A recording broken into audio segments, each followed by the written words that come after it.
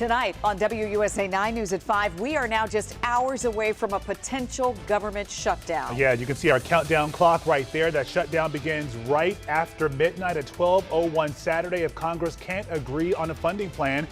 And right now, reaching a deal seems pretty unlikely. Thank you for being here with us at 5 o'clock. I'm Lorenzo Hall. I'm Leslie Foster. We'll give you some real talk here because this potential shutdown could have a big impact on so many of our neighbors. We've got team coverage tonight of this rapidly changing situation. Our Matt Gregory is on Capitol Hill pressing lawmakers for answers. And Eric Flack is here with us on the set talking about what this means for the RFK Stadium deal. Yeah, Matt, let's start with you. Is there a plan right now to avoid this shutdown?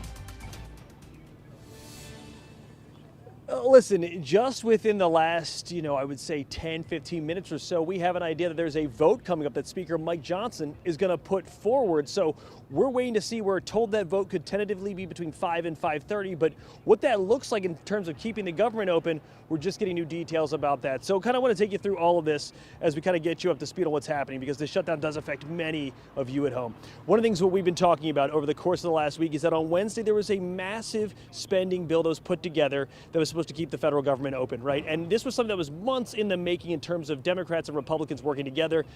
President-elect Trump, as well as Elon Musk, one of his big associates online, definitely put forward some sort of post on social media that kind of killed that bill. So as we're moving forward looking at these things, there's been a scramble since Wednesday to get some form of a funding bill done. And that's, one of the things that we're looking at. Now, one of the things that's very key with our area was that the key bridge repairs, that was supposed to be in the bill. We don't know if that's in the current 3 pieces of legislation we're told Speaker Johnson is putting forward.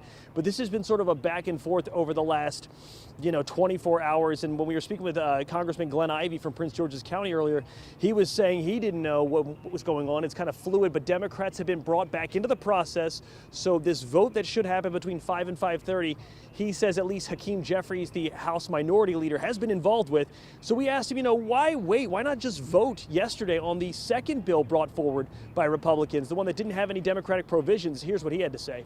I mean, there's literally a couple hundreds of, types of provisions that were in place, that were put in place to help the American people. They stripped all of them out with no real rhyme or reason. So I think it makes sense for us to block that.